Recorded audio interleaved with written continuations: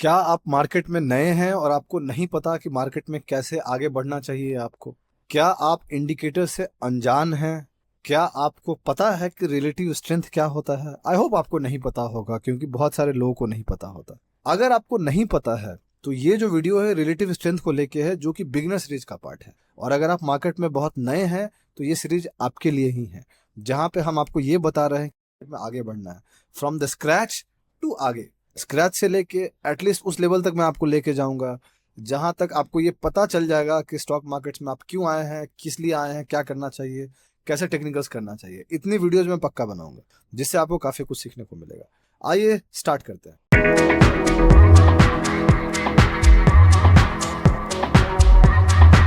कैसे हैं आप लोग? मेरा नाम ब्रज भूषण हुआ और मैं आप लोगों का स्वागत करता हूं आप लोग के अपने चैनल पे, जिसका नाम है ट्रेड विद भूषण। ये वीडियो इंडिकेटर सीरीज का अगला पार्ट है। अभी तक हमने 4 वीडियोज इंडिकेटर सीरीज में बना दिए हैं। वो 4 इंडिकेटर्स कौन से हैं? सबसे पहला था आपका RSI, रिलेटिव स्ट्रेंथ इंडेक्स। दूसरा था MACD, moving average convergence divergence.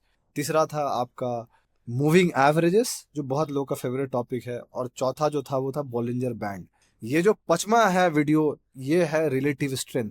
जो रिलेटिव स्ट्रेंथ है ये एक बहुत ही इंपॉर्टेंट टॉपिक है और बहुत ही इंपॉर्टेंट इंडिकेटर है। इसके बारे में बहुत कम लोग बात करते हैं, इसीलिए मैंने सोचा कि आपसे इसके बारे में बात किया जाए। अगर आप इसको समझ जाते हैं तो आपका आधा काम आसान हो जाता है। ये एक ऐसा टॉपिक है जो पिछले 3 4 साल में पॉपुलर हुआ है, एक ऐसी कम्युनिटी को लेके जिसको हम RS वॉरियर्स बोलते हैं। उसका पार्ट मैं भी हूँ, और जो लोग वहाँ पे हैं अगर वो मुझे जानते होंगे तो वो जानते हैं कि मैं उस पार्ट का हूँ, and one of those members हूँ जो बहुत पहले चालू किया था उस ग्रुप में। चलते हैं और बात करते हैं रिलेटिव स्ट्रेंथ के बारे में। तो हम जिस टॉपिक पे बात करने जा रहे हैं उसका नाम है रिलेटिव स्ट्रेंथ। सवाल है, रिलेटिव स्ट्रेंथ क्या है? What is relative strength? अब देखिए, जो रिलेटिव स्ट्रेंथ का जो बेसिक मतलब है, बहुत लेमन लैंग्वेज में अगर मैं आपको बताऊं, तो रिलेटिव का मतलब आपके आसपास, और स्ट्रेंथ का मतलब ताकत। तो आसपास के लोगों का ताकत ढूंढना, इसका मतलब आसान भाषा में बोला जाए तो आप रिलेटिवली ज्यादा स्ट्रांगर कौन है, मतलब एक दूसरे कंपेरिजन में ज्यादा स्ट्रांगर कौन है, उसको आप ढूंढते हैं इसमें। जिसका मतलब है, बहुत सिंपल आसान भाषा में मैं आपको बोलूं तो, आसान इंग्लिश में अगर मैं आपको बोलूं तो, relative strength is a type of momentum investing used by technical analyst and value investor. It consist of selecting investments that have been outperforming for their market और बेंचमार्क। ध्यान रहे, यहाँ पे रिलेटिव स्ट्रेंथ का मतलब बहुत simple सा होता है कि आप एक चीज को, एक एसेट को दूसरे एसेट से कंपेयर करते हैं ये फाइंड करने के लिए कि रिलेटिवली ज्यादा मजबूत कौन है, ज्यादा स्ट्रेंथ किसमें है, रिलेटिवली ज्यादा अच्छा कौन कर रहा है। तो रिलेटिव स्ट्रेंथ की जब हम बात करते हैं तो यहाँ पे 2 टर्म आते हैं। सबसे पहला टर्म और एक दूसरा टर्म। दो जो टर्म है जो बहुत फेमस है, जो पहला टर्म है उसको हम बोलते हैं आउट परफॉर्मेंस, आउट परफॉर्मेंस।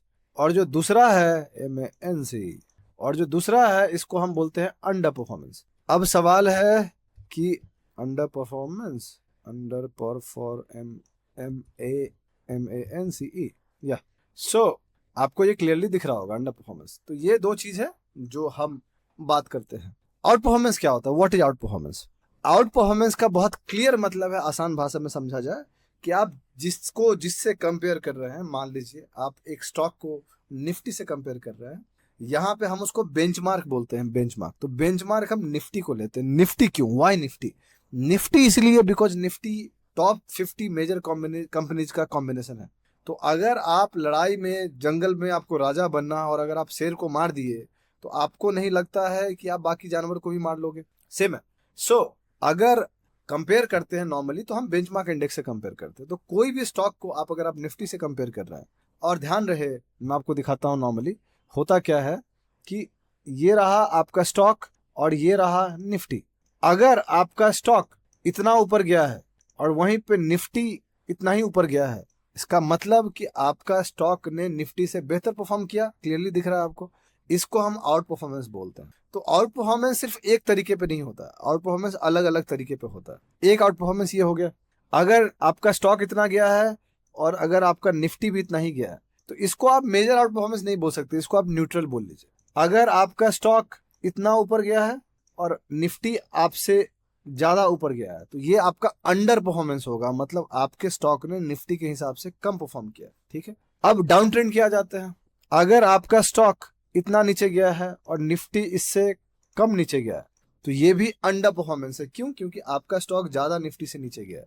अगर आपका स्टॉक यहाँ पे इतना नीचे गया और निफ्टी इससे ज्यादा गया तो ये एक आउट परफॉर्मेंस है। तो दो मेजर आउट परफॉर्मेंस होते हैं। सबसे पहला जो आपको मैंने ये दिखाया था, जहां आपका स्टॉक ऊपर ज्यादा जा रहा है इन कंपेरिजन टू निफ्टी, और दूसरा आपका स्टॉक कम गिर रहा है इन कंपेरिजन टू निफ्टी। ये दो मेजर आउट परफॉर्मेंस है।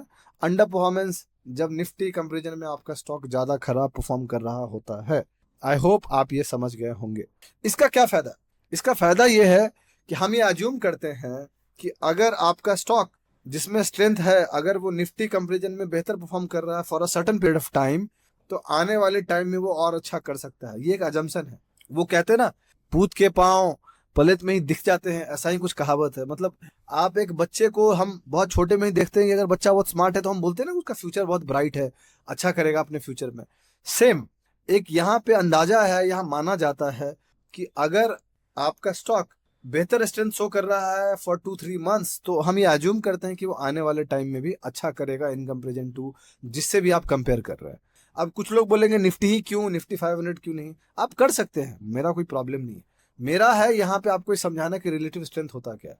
तो रिलेटिव स्ट्रेंथ अगर मैं आसान भाषा में बोलूँ, आप अपने स्टॉक को उसके पीयर के साथ कंपेरिजन कर सकते हैं, चाहे दूसरे स्टॉक से कंपेयर कर सकते हैं, या तो आप अपने स्टॉक को इंडेक्स के साथ कंपेरिजन कर सकते हैं। वो निफ्टी हो सकता है, बैंक निफ्टी 500 हो सकता है, उससे कंपेरिजन कर सकते हैं, या आप उसके सेक्टर के साथ कंपेयर कर सकते हैं। तो आपको इससे पता चल जाएगा कि आपका स्टॉक लीडर है या लैगार्ड है या बीच का है। लीडर कौन होता है? लीडर वो होता है जो सबसे आगे चलता है, मतलब जो निफ्टी के कंपेरिजन में भी अच्छा कर रहा है, जो सेक्टर कंपेरिजन में भी अच्छा कर रहा है, वो लीडर है। लैगार्ड कौन है? जो सबके पीछे है। तो लीडर बनिए जिंदगी में भी और मार्केट्स में भी, वैसे स्टॉक को खरीदिए जो लीडर है। अंडर परफॉर्मिंग स्टॉक को खरीदने का जो सबसे बड़ा नुकसान होता है कि अगर कोई स्टॉक जो निफ्टी कंपेरिजन में अच्छा परफॉर्म नहीं कर रहा है, इसका मतलब है कि हम ये अज्यूम करके चलते हैं, हम ये मानते हैं कि आने वाले टाइम में भी वो अच्छा नहीं करेगा। सो इसका जो मेन वजह है वो यही है कि अंडर परफॉर्मेंस स्टॉक से दूर रहें, आउट परफॉर्मेंस स्टॉक के साथ रहें। आप स्ट्रेंथ में पैसा लगाएं, वीकनेस से दूर रहें। आई होप आपको ये समझा होगा। अब चलते हैं चार्ट्स पे, बात करते हैं रिलेटिव स्ट्रेंथ लगाते कैसे और काम कैसे करते। तो आपके सामने जो चार्ट है वो आप देख रहे हैं, वो रिलायंस का चार्ट। रिलायंस क्यों? बस रैंडम नाम है, आप कुछ भी लगा सकते हैं। तो आपको रिलेटिव स्ट्रेंथ लगाने के लिए क्या करना है? आपको जाना है, ध्यान रहे आगे बढ़ने से पहले दो बात। सबसे पहला, मैं कोई आपको स्टॉक एडवाइस नहीं दे रहा हूं, मैं आपको सिखा रहा हूं, लर्निंग पर्पज वीडियो है। तो ये एक लर्निंग पर्पज वीडियो है, कोई टिप या रिकमेंडेशन नहीं है, आप उसको लर्निंग के रूप में लीजिए। दूसरा, मैं कोई सेबी रजिस्टर्ड नहीं हूं, मैं गलत हो सकता हूं, मेरी गलती होगी, आप मुझे बता दीजिएगा। I will be humble enough to accept my mistake and मैं अपनी गलती को करेक्ट कर लूंगा। तो इसीलिए कोई भी फाइनेंशियल डिसीजन लेने से पहले आप अपने फाइनेंशियल एडवाइजर को डिस्कस करें, मेरी किसी बात को फॉर ग्रांटेड ना ले लें। मैं एक इंसान हूं, मैं गलत कर सकता हूं। अब आते हैं रिलेटिव स्ट्रेंथ कैसे लगाते हैं। आपको क्या करना है, इंडिकेटर्स पे जानी है और यहाँ पे टाइप करना है रिलेटिव स्ट्रेंथ। जब आप रिलेटिव स्ट्रेंथ टाइप कीजिएगा तो आपको दिखेगा GTH, आपको दिखेगा यहाँ पे सबसे पहला रिलेटिव स्ट्रेंथ जो कि मॉड्यूलस ने बना के रखा है। एक बंदा बाहर का है, उसका है। हम लोग की जो ग्रुप है, जो RS वॉरियर्स की हम बात करते हैं, उसमें भी रिलेटिव स्ट्रेंथ के काफी इंडिकेटर्स बने हुए हैं जो नीचे हैं, बट उनकी कहानी अलग है, इसलिए मैं उसको नहीं लेके मैं ऊपर वाले को ले रहा हूँ। तो जो सबसे पहला रिलेटिव स्ट्रेंथ है, इसको आप ले सकते हैं। जब आप इसको लीजिएगा तो आप देखिएगा कि रिलेटिव स्ट्रेंथ कुछ ऐसा दिखता है। अब मैं अपने चेहरे को ऊपर कर देता हूं ताकि आपको स्केल दिख सके। अब ये रिलेटिव स्ट्रेंथ कुछ ऐसा दिख रहा है। आपको क्या करना है, आपको सबसे पहले सेटिंग्स में जाना है। जब आप सेटिंग्स में जाइएगा तो मैं थोड़ा सा आपको अच्छा से दिखे उसके लिए मैं क्या कर रहा हूँ कि जो लेवल है जीरो लाइन का, इसको मैं थोड़ा डार्क कर दे रहा हूँ ताकि ये आपको अच्छे से दिख जाए। अब आपको जीरो लाइन अच्छे से दिख रहा है। ये जीरो लाइन क्या है, मैं आऊंगा इस पर, आप टेंशन मत लो। जो ब्लू है इसको भी मैं हल्का सा डार्क कर देता हूँ ताकि आपको ये अच्छे से दिखे। अब इनपुट में चले जाते हैं। यहाँ पे कंपैरेटिव सिंबल SPX है, मतलब ये बंदा US का है तो इसलिए उसने SPX को लिया है। आप इसको चेंज करके निफ्टी कर लीजिएगा। तो आप जब इसको निफ्टी कीजिएगा तो निफ्टी 50 आ जाएगा। यहाँ पे निफ्टी 50 हो गया। अब आप ओके कर लिए, ठीक है। ध्यान एक और चीज रखने का है, यहाँ जो पीरियड है ये 50 है। ये बाद में हम डिस्कस करेंगे आप क्या कर सकते हैं, अभी के लिए हम इसको 50 रख देते हैं। ये 50 क्या है? 50 है मतलब हम ऊपर वाले स्टॉक को, जो कि अभी रिलायंस है, नीचे निफ्टी, हम 50 दिन में रिलायंस का परफॉर्मेंस निफ्टी से कंपेयर कर रहे हैं। क्लियर? हम 50 दिन में निफ्टी का परफॉर्मेंस, रिलायंस का परफॉर्मेंस निफ्टी से कंपेयर कर रहे हैं। उसको आप 55 कर दीजिए, 60 कर दीजिए, 65 कर दीजिए, जो करना है कर दीजिए। अभी के लिए 50 रखते हैं। अब मैंने ओके कर दिया। अब आपको क्लियरली ये दिख रहा है कि ऐसा कुछ दिखता है। ये ऊपर रिलायंस का चार्ट है, निफ्टी का चार्ट। अब आते हैं, बात करते हैं ये जीरो लाइन क्या है। ये जीरो लाइन इंडिकेट करता है कि मार्केट आउट परफॉर्म कर रहा है या अंडर परफॉर्म कर रहा है, कितने परसेंटेज से। आप अगर देख सकते हैं कि अभी जीरो लाइन के नीचे है, मतलब लास्ट 50 दिन में रिलायंस ने निफ्टी कंपैरिजन में अंडर परफॉर्म किया है। इसका मतलब है कि जितना भी मूव लास्ट 50 दिन में निफ्टी किया होगा, उसके हिसाब से रिलायंस ने कम मूव दिया है। ठीक है, अगर आप यहां पे देखिएगा, जब ये जीरो लाइन से ऊपर गया था तो इधर पिछले 50 दिन में रिलायंस ने निफ्टी कंपैरिजन में अंडर परफॉर्म किया, बट यहां से फिर वो आउट परफॉर्म करने लग गया। और ये जैसे ही जीरो लाइन क्रॉस हुआ, इसका मतलब रिलायंस निफ्टी को आउट परफॉर्म करने लग गया। क्लियर है? आई होप आप समझ गए होंगे। तो जीरो लाइन को हम लक्ष्मण रेखा भी बोलते हैं। All credits to Premal sir, उनका ये दिया हुआ लाइन है, मेरा नहीं है। Premal sir is someone out there whom I respect enough, right? So उनका ये लाइन है जो मैंने रिपीट किया आपके सामने, वो उसको लक्ष्मण रेखा बोलते हैं।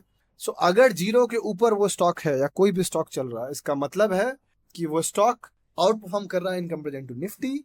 अगर जीरो के नीचे है, इसका मतलब वो स्टॉक अंडर परफॉर्म कर रहा है इन कंपैरिजन टू निफ्टी। ठीक है, कोई डाउट इसमें? आई होप आपको नहीं होगा। अब सवाल आता है कि इसको देखना कैसे।